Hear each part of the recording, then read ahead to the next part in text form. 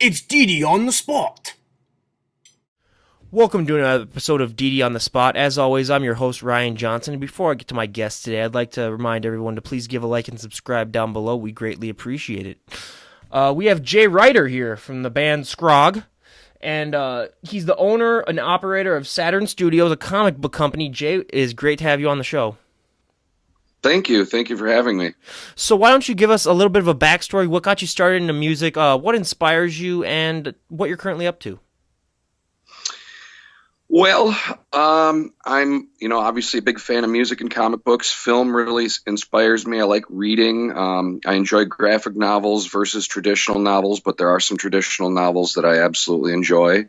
I like just sitting down and doing some sketches, noodling on the guitar, and then I really like creating.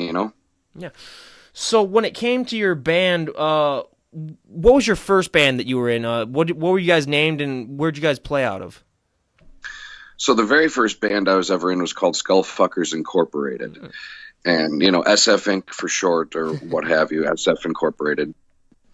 And that was it was a mishmash of a lot of different kind of things. We had like a jazz bassist and a punk drummer and a industrial lead singer and kind of a thrash metal guitar player. So it was just a real amalgamation of a lot of different stuff. So when you were first forming your bands, did you always have a genre that you knew that you wanted to play, or was it kind of a discussion between band members as to what type of genre you guys wanted to play?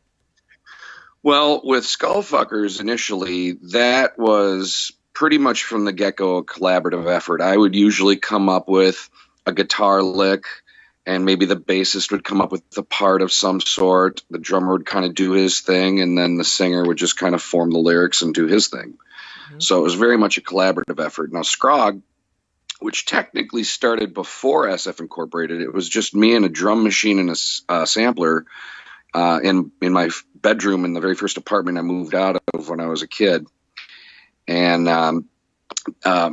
other people started getting incorporated into doing music with me, and that actually ended up turning into SF Incorporated, and Skrog got put on the back burner for many, many years. So, how'd you come up with the nickname for your current band? I mean, it's such a unique nickname, and everyone who out there who doesn't know, I had a hell of a time pronouncing it when we were doing our pre-interview, but I finally got it down. But how'd you come up with that name? Well, when I was in high school, it was a term that we'd use if, like, let's say we're at a party and two really drunk kids, and maybe they're not even the most socially acceptable kids, perhaps. They'd go off to go make out in a bedroom or whatever, and we kind of give each other the hey, they're going to go Skrog, and it was kind of a euphemism for, kind of the nastiest, dirtiest kind of sex act you can imagine. It was supposed to be disgusting. What was the biggest difficulty for you first forming your band, and how did you overcome it? So first difficulty of forming a band, honestly, was finding a rehearsal spot. That was the first problem we ran into. I was in a duplex where it was an upstairs, downstairs kind of ordeal, and we were upstairs. I should say I was. And so I'd have, my buddy with a drum kit show up, and I had my guitar rack, and, the bassist would bring his bass gear, and we had kind of a little, crappy PA thing for the lead singer to sing through. And as you can imagine, it created quite a bit of noise, and I was in a residential area. And a cop got called, let me know. He's like, look, you can't be making that kind of ruckus here. We had some words, and he's like, here, I'm just telling it to you straight. You can't do it here, or else I'm going to start writing tickets. So it's like, well, now what are we going to do? And fortunately, the drummer was friends with someone who had a basement of some sort, and he had an actual studio made up. And we ended up going down there, and then the next challenge was just all finding the same page, meshing, and being able to write material. When you were doing the so-called meshing and writing your material, did you find that you guys had different influences, and did those influences kind of make the material different, or were you guys able to cooperate and kind of make a more natural sound for you guys? Well, a little bit of both. There was definitely some struggling between me and the bassist initially. He had a 4-string bass, and he was tuned to E standard. And I had like a pitch shifter unit, and I really liked, low tuning, and, deep chunky sounds. And I just didn't have my guitar set up for low tuning. So I'd use this pitch shifter to get us down into like B flat or maybe even A. And in order for my bassist to keep up, he'd have to really tune his low string really low. And instead of going and properly getting it set up, he'd just sit and break strings and complain about it. So it took a little bit of some fussing around to kind of get to the point where, we were able to figure out some solutions. He ended up getting himself a pitch shifter too. So, I mean, it worked out in that way. And then it really came down to, just kind of dinking around with different riffs. The drummer would kind of come in. Maybe this guy over here would have an idea, or that guy over there would say, hey, why don't you try this? And, eventually we did find our own organic sound. Yeah. And what was the name of the first song that you guys made? We love hearing first song stories. For SF Incorporated, the first song we wrote was a song called Nightmare. And it was just a kind of a quirky little poppy metal song that became almost an obnoxious song to play after a while. I know my lead singer really kind of got bored with that song quick. How often do you find that happens where you're in bands and you guys get bored of playing songs? Because we hear all of the, big acts talking about, oh, we hate playing this song after a certain amount of years. But for you guys, do you generally have a period of time where after a certain amount of time you just don't like playing those songs? Well, in SF Incorporated, we definitely did. Skrog, on the other hand, my current band, I really enjoy playing every single song. And, Skrog's a little bit more personal for me because I write everything in Skrog, where SF Incorporated was an amalgamation between 4 different minds. Skrog is one mind coming up with the best stuff that I can come up with. Mm-hmm. So when it comes to live shows, it's less about what song am I bored with. It's more about what song at this venue is going to interact the best with the audience. And every show could be different based on where I am, Mm-hmm. Have you found that there's a specific type of venue that you guys are more catered to play at than others? No. At the moment, I did have a backing band for Skrog, but at the moment, I'm a solo act, actually. So I can play anywhere. That's kind of the beauty about it. I have a pretty high-tech little, computer system that plays the backing tracks, synth samples, drums, bass, and guitar. And I have a microphone stand, and I'll do vocals and play guitar over the tracks. And I wear in-ear monitors, so I get fed a click track. The audience doesn't hear it. That click track doesn't go up to the PA. And, I'm just a one-man band at the moment. Oh, wow.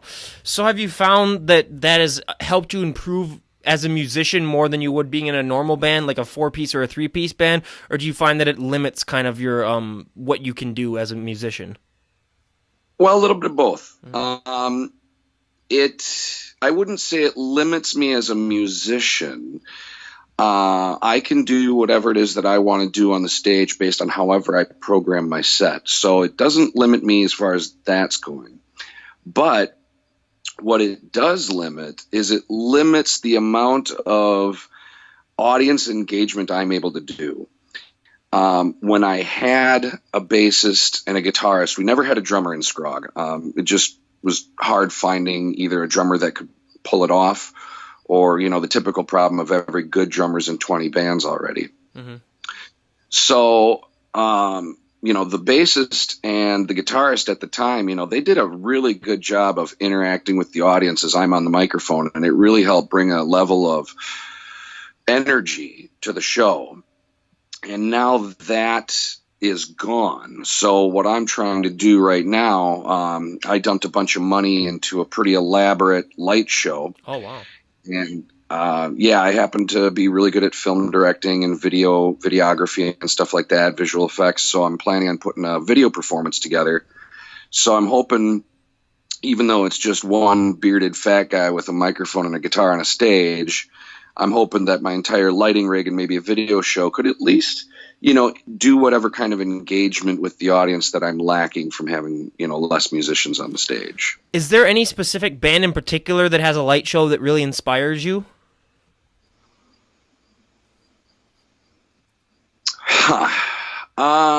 Yeah, kind of. I was a fan of earlier Slayer. Well, I should say mid '90s and early New Millennium Slayer. They had a pretty cool light show. Pantera, when they were in their prime, had a really cool light show. But I think as far as the band who had the coolest stuff, it was a good light show. There were props on stage. It was very interactive. If you remember the band White Zombie. Oh, yep. Yeah, now before Rob's solo career, I'm talking the band he was in before that, White Zombie. I saw them a couple of times. Oh, wow. And they would pull out all the stops, man. They'd have props on the stage, and they'd blow confetti into the audience at the end of the show, and they'd have pyrotechnics on the stage, and then they'd have they had a video performance. All of that, really inspired me the first couple of times I saw them. I thought that was really cool. Yeah. So when it comes also to doing a lighting show, how difficult is it to, being in a one-person band, is it kind of more difficult, you'd say, setting up a lighting show than maybe being on a four-piece, because you also have to sort of be able to entertain the crowd while also having the attention focus a lot on you, the individual. So have you found that to be difficult in preparing? Well, no, because the light show is completely automated based on the click track. So I can program it in any fashion that I want to. Oh, wow. So actually the tricky part is going to be when it comes time for me to program. I'm trying to put a October tour together here. So over the next month, I'm going to be, obviously rehearsing the music quite a bit, but I'm also going to be focused on trying to get a really solid light show put together. And I'll probably have to have someone stand where I would normally stand so I can, just play the music in the background and then just kind of program a light show to that, get the person out of the area then, and then I would hit play, stand in my position, and just kind of watch the show as it goes on. And if it works, great. If not, back to square one and reprogramming. Do you think that when you said you're trying to work on booking an October show, do you think it's harder for you to book a gig being a solo act than it would being in a band? There have been some questions, they're like, oh, well, there's just one guy, so what's going on with that, so it's definitely a risk, and I've done a couple shows as a solo act right now, and it's been kind of a 50-50 split. One venue I played, there really wasn't much of an audience. It was just the bands that I was opening up for. That was really it, just playing for the bands. They didn't seem to really get it. They were like, what's going on here? But then I played a city in Wisconsin called Rice Lake, and I played in front of, I'm guessing, 30 people. And everyone just loved it. I kept getting compliments because of me being a solo act. They're like, man, that takes balls. You sounded like a full 4 or 5 piece band. Like, it sounded great. And I sold probably more merch in that one show than I ever have with all shows combined with Skrog. That's awesome. So it was very encouraging. Yeah. So also, you're the owner of Saturn Studios. Could you tell us a little bit more about that? Sure. So Saturn Studios is a entertainment media company. So basically a very, very small version of what Disney or Star Wars or Marvel would be, where, let's say you have a primary vehicle of storytelling, whether it's a cartoon and then you base other things off that. For me, it's comic books. So what I do is I'll build up a franchise. And the first one I've got going right now is a zombie franchise called Arise. So I'm working on a 6-issue miniseries to basically establish the main characters, the world, and the conflict. So then based on that, I've made a short film to kind of go in tandem with that. And then I do sell the short film, and I double pack it with my band CD and then the DVD for the movie, kind of get a good value for it. And, it is a way for me to bring in a little revenue for my businesses, but I'm also using it kind of as a calling card to see if, maybe there's an investor out there that'd be interested in turning this into a feature-length film, which is what I'd really like to do. Yeah. Then I build action figures. I custom, I'll create a 3D generated computer image, and then I'll 3D print that image in pieces, and then when assembled, it's the action figure. So you pull these pieces apart, and then you create molds, and you pour resins and, pop out action figures, paint them, And, so I've also been working on video games as well. So I'm kind of trying to go the full gamut and be a full entertainment media company. That's so awesome. I've always been fascinated by the whole 3D printing and how you can just make stuff like that. It's just so fascinating to me. What was your favorite action figure growing up as a kid? Transformers. Transformers, yep. Loved them. Megatron Still or Optimus Prime? Okay, I have a Decepticon tattoo on my arm, so I'm supposed to say Megatron, but Optimus Prime is my favorite Transformer of all time. Yeah. He's just awesome. So if you were to work for any company that hired you to do to make action figures or toys, would it be Transformers would be the one that you'd want to work for the most? I don't know the answer to that. I mean, I think it would be cool to work around Transformers, but I'm almost more of a fan of being a fan of Transformers, if you know what I'm saying. You don't want to have it be kind of ruined by being on the inside and seeing how stuff works? Right. If anything, what I would probably prefer to do is rekindle an old franchise that maybe's gone the way of the dodo, like the Visionaries. I don't know if you remember those guys in the 80s, or Inhumanoids, or, Brave Star. I mean, I guess there is a Thundercats one that's coming out here pretty quick again. Something obscure, I guess. Because that way people have low expectations going in, and if I botch the program, it's like, oh well. So, what inspired you to do a zombie comic strip out of all the things that you could do? Was it just all the zombie films that are coming out, or have you always kind of had a deep fascination with that genre? Well, I used to actually have recurring nightmares of zombies when I was a kid. I watched Michael Jackson's Thriller, and that completely wrecked me. Saw it at the age of 3, and that scared the hell out of me. And so it's always been stuck in my head. And now, coincidentally enough, when I ended up going to the Savannah College of Art and Design in 2007, and it was when I was in college that the Walking Dead comic book had just started. So the zombie craze didn't exist yet, and I didn't know The Walking Dead existed. I thought I was kind of being original and coming up with the new idea and everything. And I remember towards the end of my college career, some kid comes up, he's like, dude, you know that there's this comic called The Walking Dead? And I'm like, nah, that won't be. Then I find out AMC picked him up, and I was like, ooh. And then it turns into the biggest thing ever. So, now I'm just lucky if I can grab a slice of whatever pie is left over in the zombie market, I guess. Are your zombies different from any more different than the traditional zombies? Like the ones, are your zombies slow, or do they run quick like the ones like in World War Z? Do you have any distinguishing characteristics of your zombies that differ? Well, I like to try and put all types of zombies in my book. I don't think I want to have one certain specific kind, and I also don't want to give too much away from the story, so I kind of got to gauge what to say. But I feel like there would be both running and the slow drudging zombie. But I also do technical upgrades, like weaponizing them as well. So you'll have like a rocket launcher on its arm, and, kind of just a zombie head on top of a tank or whatever. You know what I'm saying? Exactly. So, I kind of want, the techno dead. I always thought that was kind of an interesting idea. So I kind of ran with that. And, even like, parasites, turning people into undead. So just, I'm trying to hit a lot of different areas. In one of the stories in the future, I may even go, the Juju zombie, which is voodoo. Mm-hmm. Yeah. Like Serpent and the Rainbow. Have you found that all this creativity that you have and all of the work that you do outside of music has really helped your creativity when it comes to writing music?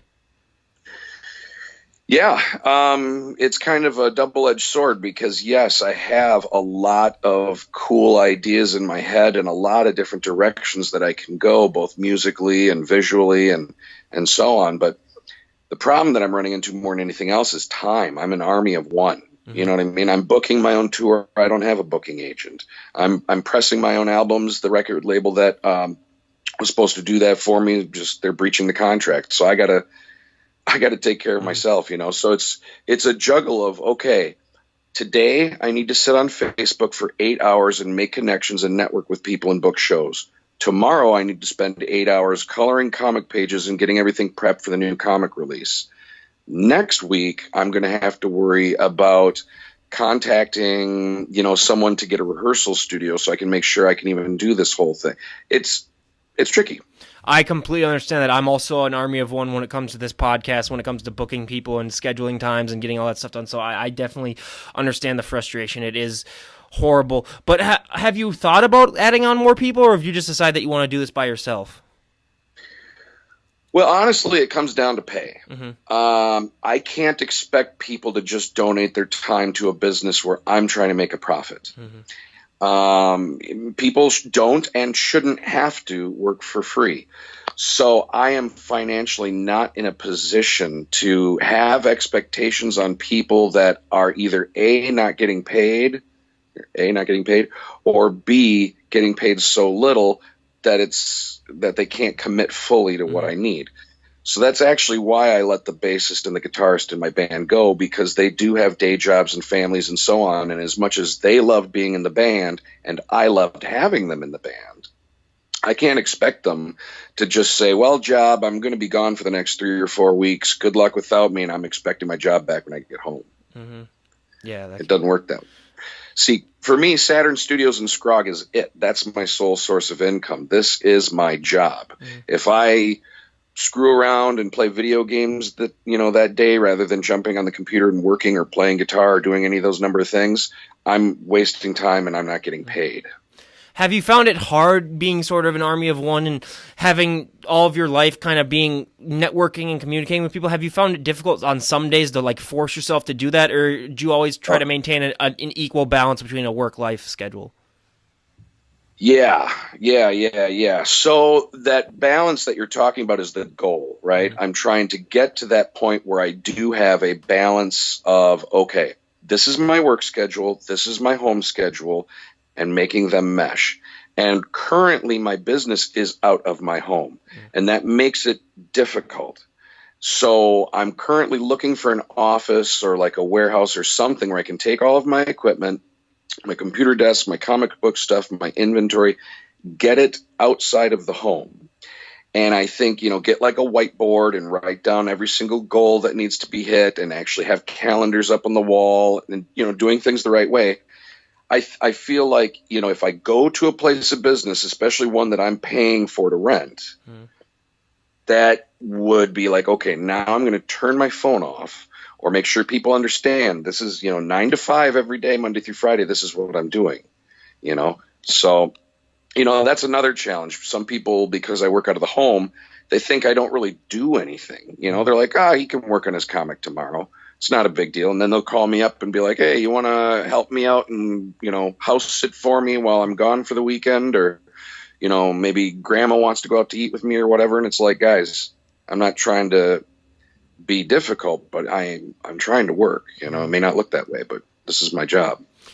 Have you found that it can be a little bit more relaxing too, being able to work from home and kind of having that sense of freedom that you could have by just saying hey, I can put all this stuff down, but then still not doing it? Have you found that to be the case? Well, yeah. I mean, I guess, more than anything for me, it's more like it's kind of an enablement. It's, it's too convenient. I mean, there have been numerous times, I'm actually getting over a head cold. So last week, I started feeling pretty crummy, and, really all I needed to do was sit at the computer and make contacts and book a tour, you know what I'm saying? But rather, I decided, I'm going to lay around in bed and eat chicken noodle soup and watch, binge watch The Sopranos. Mm-hmm. Yeah. So, yeah, it's challenging, but it's also nice, just having the ability to, I'm hungry now, I'm going to walk to the kitchen and make myself food. Mm-hmm. That's nice. How's the tour booking going? Do you have shows that you have already made, or is that still a work in progress? Both. It is a work in progress, but I do have some dates nailed down. I'm going to be playing, I believe it's Kenosha, Wisconsin, the 29th of September. The first weekend in October, I'm going to be in Indiana, and I'm trying to fill up some dates in the Wisconsin, Illinois area between the 29th and the 5th, and I've got a couple of feelers out for that. The following week, I'm trying to get out into Ohio, and I got a couple of leads that are looking pretty solid out there. And then I'm also trying to get my way up into Pennsylvania and New York, and I also have some feelers going on out there. I believe I did end up getting a date, maybe 2 dates booked in Michigan. So really right now it's kind of more about routing and, and having like a one-off in this state and a one-off in that state. Okay, how do I make this work? You know what I mean? Or is it just going to be you going on the tour, or do you have other people that are going to be helping you on the tour, or are you just going to be the true one-man show? Well, I mean, on the stage, I'm going to be the true one-man show. I'll probably bring at least one person with me to kind of help me out. I do have a lot of gear for being a one-man band, and a lot of it's heavy. And, just basically having someone to watch over my merch booth while I'm on stage or prepping for the show or what have you. I could do it by myself, but I think it would be better. Going to be nights where I'm tired and I don't want to drive and we got a deadline to meet. So maybe this guy can drive for me. I don't think I'd bring more than 2 people at the most with me, though. It'd be me and 2 crew member at the most, or me and 1 crew member at the least. Yeah, that's what I'd say, because I was like, yeah, if he's going all by himself, that's going to be a bitch and a half with all the driving that you're going to have to do at night. But one of the big things that we like to talk about here is performing live and kind of the thrill of it. Musicians that we've had on have described it like a high unlike any other drug that you can ever take. What is that feeling like for you, performing live and knowing that you're bringing joy to people by kind of unleashing stuff that you practiced millions of times and have taken so long to write up? What's that feeling like? Well, again, that's a dual-edged sword. On the nights where the crowd is reacting, you're getting a good response from the audience. They're totally getting into it. You have a semi-packed venue or a fully packed venue. Maybe even some of these guys are yelling your own words right back at you, man. That feeling is electric. It is awesome. And everyone that's told you this it's all true, man. It's unlike anything you've ever experienced. When everything just connects, that energy actually, what's really cool about it is it's a give and take with the audience. The more energy I put forth, if the audience is getting into it, means the more energy they're going to put forth. And if they're putting forth more energy, that's going to make me feel even better. And now I'm going to put more energy out. And it really is this giving of oneself. It's an experience between an audience and a band. It's like they're giving you their energy, you're giving them your energy, and you're both feeding off of it. And it's really awesome. Yeah. Do you have any traditions that you like to do before you go on stage? Like, we have some bands here that like to have a few beers or have a shot or 2 or stretch. Do you have any traditions, or do you mainly just wing it when you get there? Well, when I first show up at the venue, it's usually just kind of acclimating to my surroundings, figuring out where the stage is, who I have to talk to, take care of whatever, where do I unload. And it's getting all that kind of, in order first. And once everything's unloaded out of the van, put up on the stage, it's kind of downtime, I'll have a drink, maybe eat a little food. And, maybe I'll sit behind the merch booth for just a little bit, depending on when the doors are and when I'm playing. I'd like to at least try to meet a few fans, or even just people who may not yet be fans. You just meet them, shake their hand. Hey, my name's Jay. I'm in Skrog. I'm going to be on that stage a little bit, make sure you stick around. I could use the support or whatever. But then I like to go into a green room and I like to sit and warm up with my guitar. I have to. You got to warm up before you get up on that stage. If you don't, there's a better chance that you're going to either screw up or cramp up if you don't warm up. You got to do it. Yep. Now we're going to our most famous part of the podcast, the 5 questions that I like to ask at the end. We already agreed that on episode 50, I'd kind of add up the results or the answers and see what the most popular results are. And we're currently on podcast 47 or 48. I got to double check on that. I'm not sure. So we're getting very, very close. But for our first question, out of all the songs that have ever been written in the history of music, what is one song that you personally wish you would come up with yourself, and why? Oh, one song that I came up myself, and why? I guess for some reason, I guess I'd have to say The End by The Doors. I love that song, and I feel strongly that someday I will perform that song when I'm ready to do it. Yeah, that is a great, great song. So it touches in a certain way, yeah. Oh, yeah, especially when it's used in Apocalypse Now. That's one of the best openings in film history, and that song just makes it even more better. But for our second question, out of all the artists, dead or alive, doesn't matter, you can choose either one. If you could perform live for one show with any artist, who would it be and why? Dimebag and Vinnie Paul. Done. Hands down. All right. You kidding me? The Abbott brothers, man, that would be tits. I mean, I'd be outplayed. I'd probably be made to look like a damn fool. But my understanding is those guys were the coolest guys in rock and metal. Mm-hmm. So I'm willing to bet that they'd give me a slight pass and be like, all right, here's this knucklehead. Let's get him a guitar and let's see what he can do. You know, that would just be so much fun. Absolutely. So out of all the venues on the planet, if you could play at any venue for one show, where would you play? Wacken. Wacken? Where's that? Germany, I think. Is that the Wacken? It's like a big, huge outdoor festival. Oh. All the top metal acts play there, and just being outside of the U.S., I think it's pronounced Wacken. Yeah. Yeah, that'd be cool. I'll have to definitely check that out. So now we get to the real nitty gritty. What is a guilty pleasure song that you think most people would not realize that you enjoy? Guilty pleasure song, anything by the 80s, I suppose. Mm-hmm. You know, anything from the 80s, like probably something by Elton John mm-hmm. or Billy Joel or Michael Jackson. You know, that kind of stuff. You know, I'm a real sucker for 80s pop, and most people, you know, I have a pretty eclectic taste in music, and it's usually got to be guitar rock to some fashion. Mm-hmm. So when I tell people I like Cyndi Lauper or whatever, they're like, "What?" That's gotta be great. So I was gonna say guilty pleasure genre, but would you? I can just put down 80s music for that then too. So where can people find you? Where can people find your band? I mean, I know you have a Facebook page for you, and then do you have your music on SoundCloud, iTunes, Spotify? Where can people find it? All of the above. The very first place I would turn you on to would be skrogband.com. Okay. That's my website.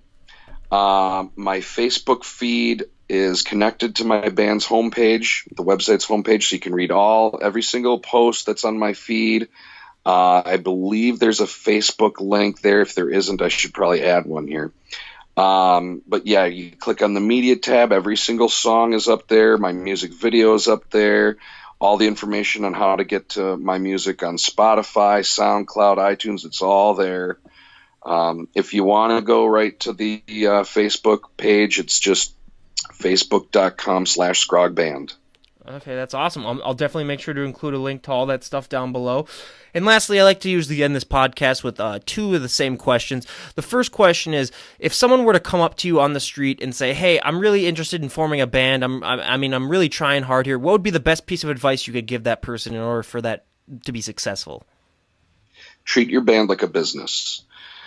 Don't let yourself get ripped off. Don't let yourself get taken advantage of. You are performing a service, and you deserve to get paid as such. And there are venues out there, there are booking agents out there, there are just people out there who feel like they are providing you a favor, and you should pay them to do these things. No. When you go to play at a venue, let's be very clear, you're putting your fans in their bar, and they are making money for drink sales because you're energizing the audience and making them thirsty. They're not doing you a favor by allowing you to play that stage. It's the other way around. And furthermore, I've seen bands that want to do this Three Musketeer, you know, all for one, one for all, every voice has an equal, no, that doesn't work either. Someone has to stand up and have the vision, the drive, the whatever. You know, it's their band, regardless. I mean, Kerry King is Slayer. Mm-hmm. You know, as much as it's the other guys as well, and they write songs, he takes care of most of their PR. He takes care of most of their, you know, the ins and the outs of how the band's run and the dynamics. And it goes, you know, Lars Ulrich is the guy behind Metallica, you know, him and James, I suppose. You got to have... You know, you got to look at it like this. It's your band. These other guys that are working with you, as much as they're your friends, as much as they're helping writing the material, they are basically contractors working for you to provide a service. And at the end of the day, the whole point of you getting on that stage is to get paid. This is your job. Sell your merchandise. Make sure you have it. Sell your merchandise. Get paid. Rinse and repeat. Well, you were talking about merchandise, and you're wearing a shirt right now that kind of that you have promoting your comic strip. Could we see that for a sec? Yeah, there we go, people, so we can see.